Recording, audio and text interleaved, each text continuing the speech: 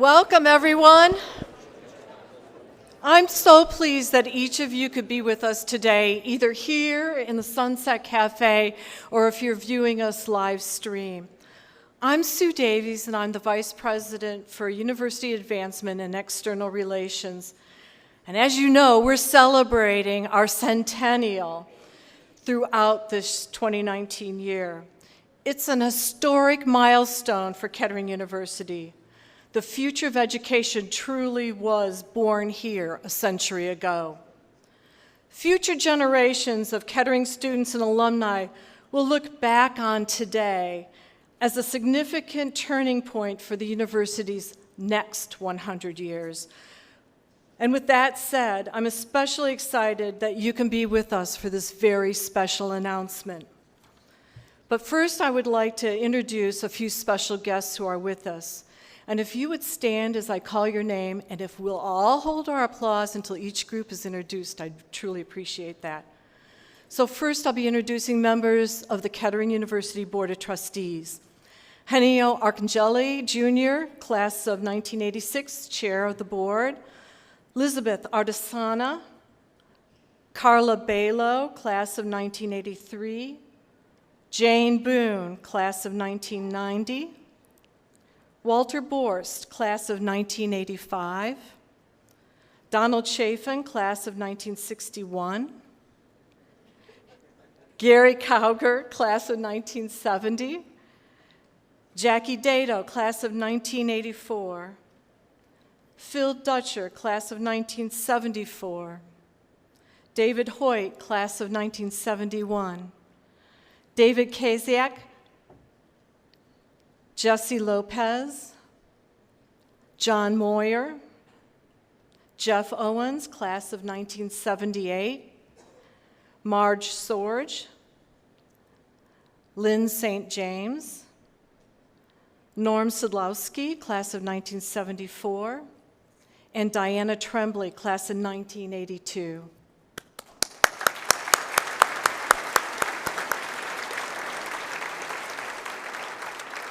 My colleagues from the Cabinet, Dr. James Zhang, Provost and Senior Vice President for Academic Affairs, Tom Ayers, Vice President, Administration and Finance, Kip Darcy, Vice President for Enrollment Management and Marketing, Betsy Homsher, Vice President for Student Life and Dean of Students, Don Rockwell, University Counsel, Viola Sprague, Vice President for Instructional, Administrative, and Information Technology, and Dr. Christine Wallace, Vice President for Kettering Global.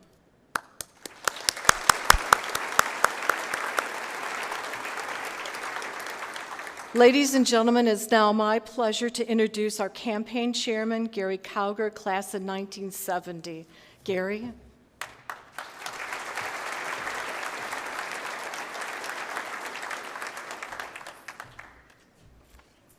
Well, thank you, Sue. Good afternoon, everyone, and welcome. This is really an exciting day.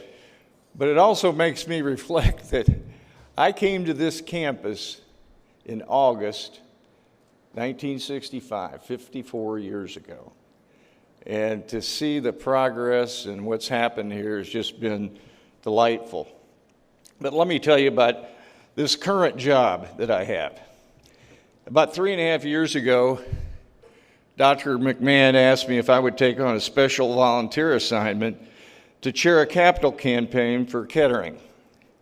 And those of you that know Bob know how he can communicate and how persuasive he can be. Well, he was. He said the university needed to create a culture of philanthropy, that there were critical needs that the university had that could only be addressed with philanthropic resources, and that while the university had a couple of campaigns in the past, and we did, this campaign was going to be different. Kettering needed to undertake a significant campaign that would show what a difference we could make for this institution by coming together to share our resources at new levels. Bob explained to me at my home that this campaign had to be more than a campaign. It had to be a transformational initiative for this university. And that's how it began. We invited some remarkable alumni and friends to be a part of this campaign committee. They thankfully accepted the invitation, and I'm truly grateful to each and every one of these individuals who devoted their valuable time and talent as their personnel and corporate resources were given to this effort. So if the members that are here of the campaign committee would stand up, I'd like you to be recognized.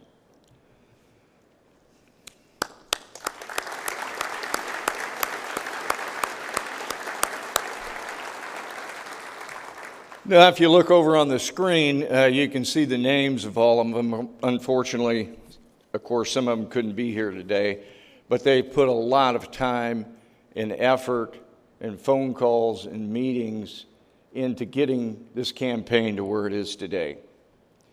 But, we made a commitment as a Board of Trustees that we were going to start first with the Board of Trustees. I was a past chairman of the board. Jeff Owen was the chairman, and we assigned that committee to him. And I think the Board of Trustees collectively came together, and the gifts from the Board of Trustees alone to show their commitment to this university, we've given $7,742,000 for this campaign.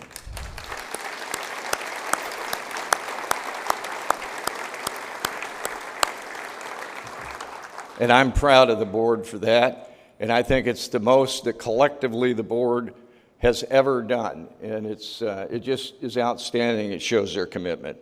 But let's watch the campaign video. This university was founded 100 years ago in a time of incredible expansion and incredible growth in Flint and in Michigan. It was a school that was built on a very different model. Go to school, be in a rigorous program where you're learning the theory of a discipline, but then turn around and start practicing it, learning from the application of the discipline. The Boldly Forward campaign is a way in which we help prepare this great university for its next 100 years. Because as we have grown and our programs have grown, our needs of our students have grown, not just in terms of scholarships, but in terms of programmatic needs within the institution. One of the things our Boldly Forward campaign is supporting is the development of new and innovative spaces on campus. Spaces like the Learning Commons that will really be the centerpiece of Kettering University for the next 100 years. We want to build the new Learning Commons, which makes a statement about Kettering University, not only in the community in Flint, but for the future of Kettering and the future of our students. It's an important milestone and an important signal that Kettering University is going to be here for another 100 years. We both have been in industry for 30 years plus. And we've seen the evolution of how industry has changed. It's become very much of an ecosystem. It used to be you could work in your little silo and be a mechanical engineer with your head down. But in today's world, you have to be part electrical, part business, part economist. And the only way you learn that is through collaborating with the other students studying those topics. So really providing a space where that kind of collaboration can happen, you need an area like that. When we were asked to have a meeting about donating, I was a little bit apprehensive because I figured it was going to be a tough sell and they were going to basically wrench my arm to get money. But when they came to our house and explained really all the different options that we had, we began to really evaluate and think, we can do this. And it cost us a lot less than the university gained. So it was an advantage to us and it was an advantage to the university. It was an easy thing to do and the right thing to do. As our students move into their cooperative assignments, as they move into some of the countries in the world's most forward-looking and technologically sophisticated companies, what they find are collaborative workspaces, engaging workspaces where teamwork and problem solving is encouraged and facilitated. Many of the new spaces that we're building on campus really facilitate and foster these kinds of interactions. Collaborative spaces where students can gather as teams in a fluid fashion that support brainstorming and innovation are being built all around campus. The Learning Commons is the shining example of this because it's a centerpiece building for campus, a social nexus, a place where the campus will gather and interact with food and coffee and all of these great things, but in an innovative space that fosters that same teamwork and interaction. I believe in a Kettering education because I see day after day, firsthand, the impact that it has on the lives of our students and our alumni. I want to thank you deeply for your support of our institution and for helping make it possible for our students to have the opportunity to have a Kettering education. It's an exciting time in the history of the university. We stand here on the cusp of the next 100 years. And I invite you to go with us boldly forward into that future.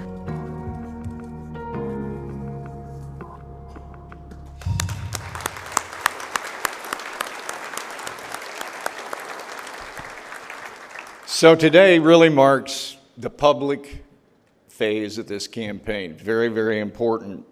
And to unveil the rest of the story, it is my great pleasure to introduce our leader, our visionary, the guy that laid out the path for the next 100 years and has motivated a lot of us for this campaign, President Bob McMahon.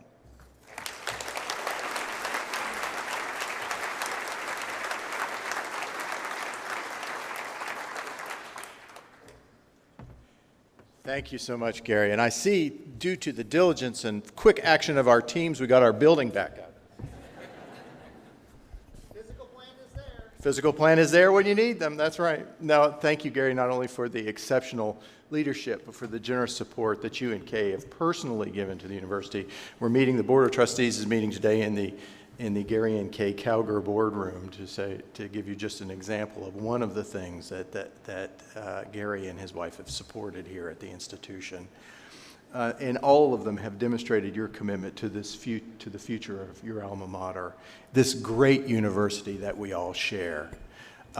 You didn't just ask other people to give, but you showed us that giving could make a difference, and the joy that comes from those results. So thank you very much.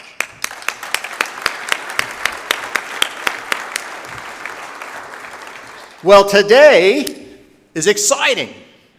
And it's exciting because we launched the public phase of the campaign. Now, we've been diligently working behind the scenes, very quietly, one of the worst kept secrets on campus, to raise money in the silent phase of the campaign. But at a certain point, you say, hey, we want to acknowledge all of the people who have supported this campaign to this point and have contributed.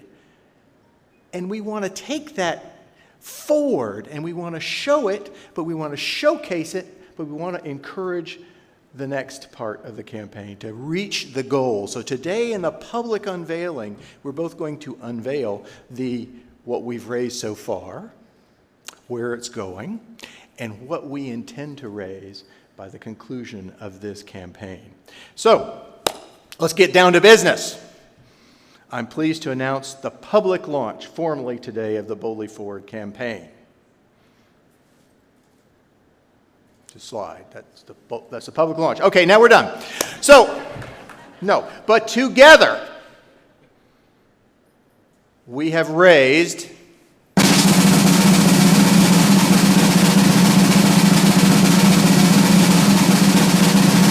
when's the drum roll stop? $103 million already to this point. Is that not $103 million for Kettering University? Funds for scholarships, for new D spaces, the MRC for endowed chairs and professorships, for research, and for pre-college programs. Come on, that's worth another $103 million.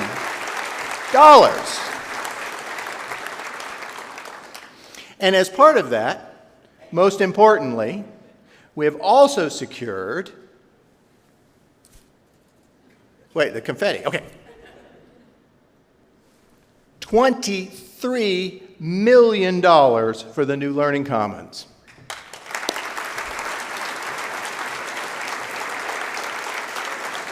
And even that isn't the full story, because along with that $23 million, we have an additional over $12 million in current contingent gifts to the institution in support of that structure.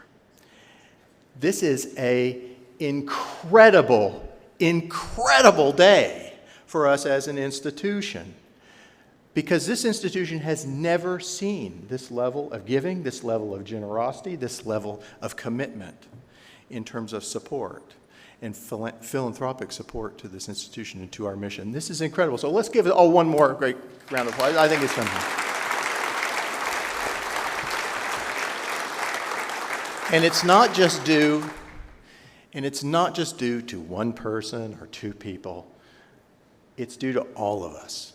First, it's due to the campaign committee, who I want to personally thank for all of those phone calls, all of those times you reached out to make this possible, all of the connections, all of the work that has gone into this, all the work that has gone to support this institution, without whom we would not have achieved this goal so far. But also to each and every one of you for what you do on a daily basis, because you're part of this too.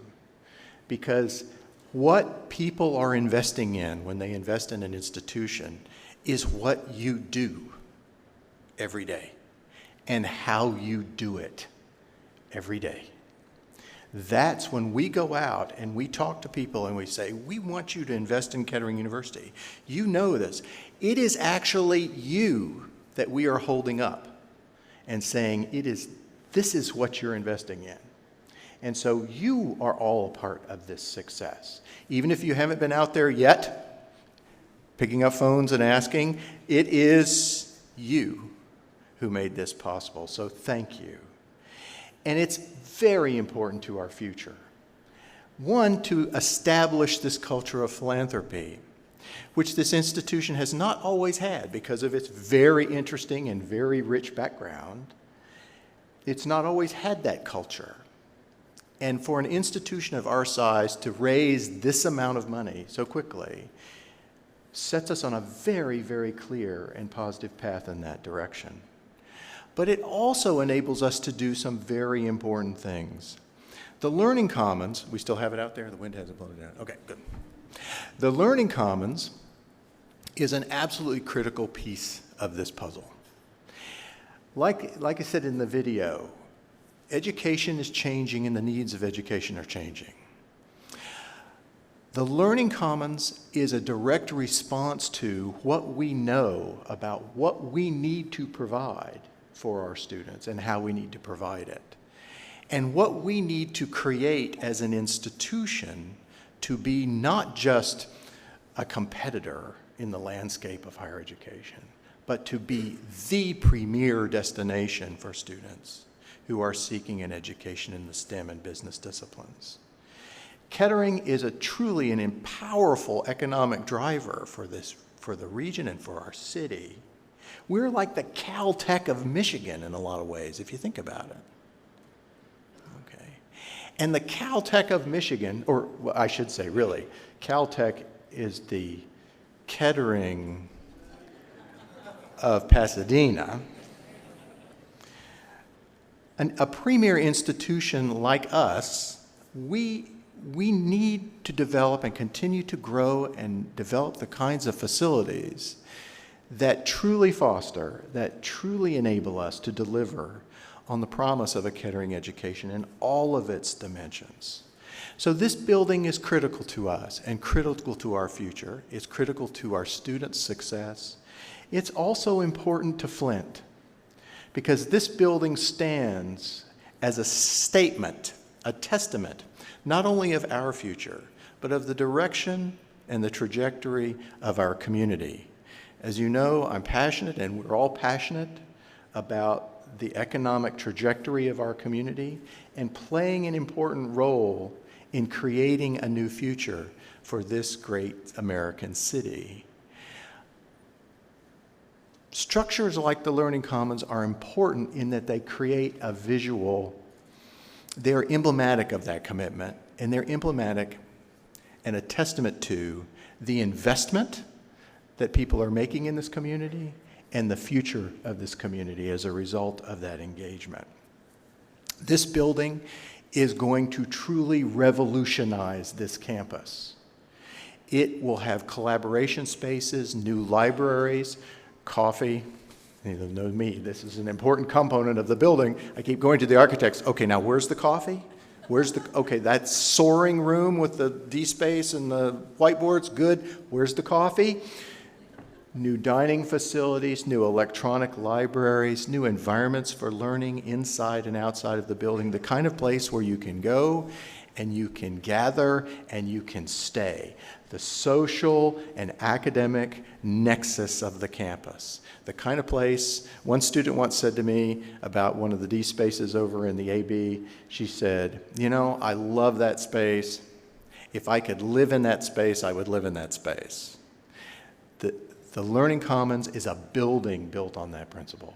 The kind of structure, the kind of environment that we will not only want to go and gather, but that we will gather together as a community of learners and scholars and teachers, researchers, and stay and interact and collaborate. It's an incredibly exciting time for us as an institution and an incredible opportunity for us, both as an institution and a member of this community. So I want to thank you. I am excited about this. In fact, I will tell you a little side story. We just had an architectural review of the interior of the building, and we're working with an international architecture firm to do this, because this is really the level and the class of the building that we are constructing here. And the chief architect walked me out to the door because, surprisingly, I had to go to a meeting to try to raise some funds for the building. But he walked me to the door, and he said, I just want to tell you something. He said, this building is actually going to gain national and international attention. He said, this building is special. And I said, is it special because you worked on it?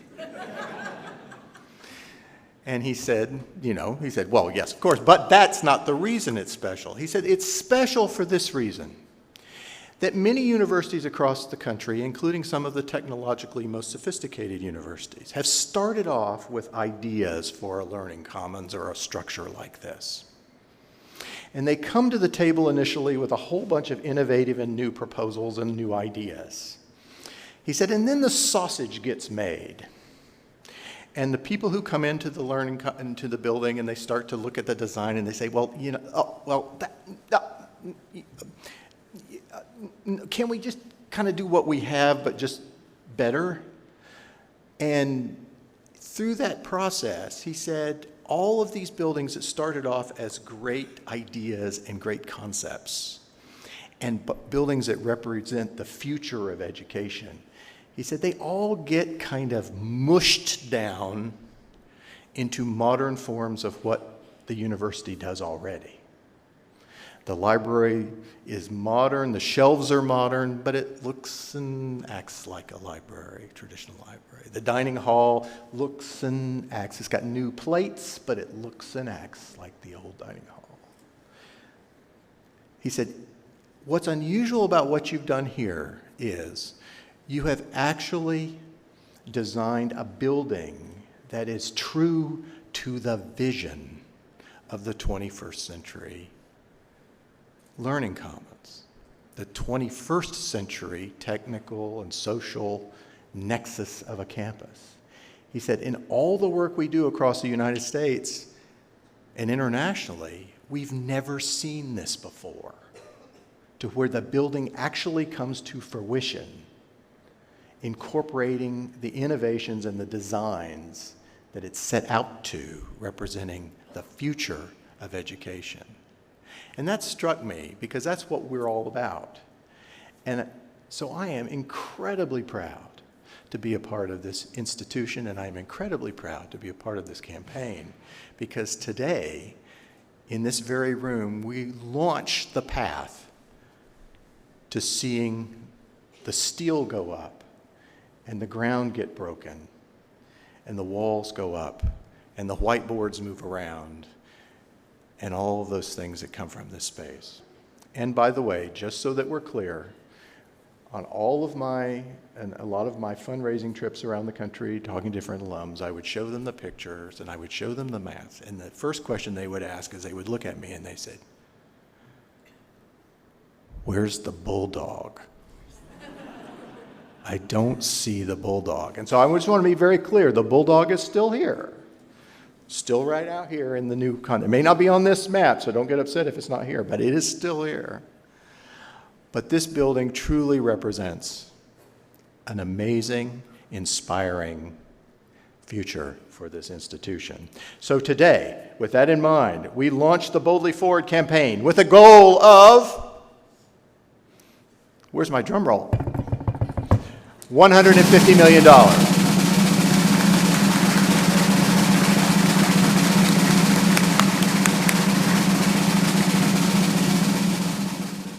I got my drum roll, but it's a little bit long. Okay, $150 million by December of 2021. Our top priority for the campaign is to raise an additional $35 million for the Make the Learning Commons a reality, and I know together we will do this. I know we have set an audacious goal in this area. This is more money than this institution has ever contemplated raising in the past. But I know together we will be successful in doing this. When our alumni and friends see what they can do together, and they set their collective energy on this goal, I know that we will make it real. It will take 2 years to construct the building, and it will be exciting. It will be an exciting day. I'll have a few more gray hairs, but it will be an exciting day to cut the ribbon and dedicate the Learning Commons. So as we bid goodbye to an extraordinary first century, let's go boldly together into the next. I invite you to join us in making a difference in the lives of our future students for generations and centuries to come. Thank you, everyone, for coming today. For those who are with us virtually, thank you for taking the time to join us. It is an exciting time for us as an institution. I hope you share in that excitement. I hope you see a glimpse of that future. This institution is a jewel of higher education. It is worthy of this investment. It is deserving of a building like the Learning Commons and all the things that goes with it. So thank you for your energy, your time, your passion, everything you do on a daily basis to make this the special place it is. And I can't wait to be delivering a speech in the new Learning Commons in the near future. Thank you.